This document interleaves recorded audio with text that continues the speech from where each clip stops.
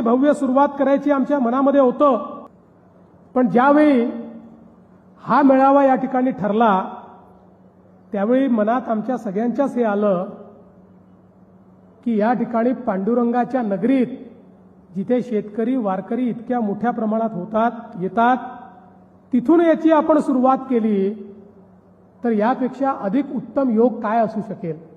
आणि मग आमच्या सहकार विभागाला कामी लावलं आणि अतिशय वेगाने सहकार विभागाने पहिली यादी घोषित केली.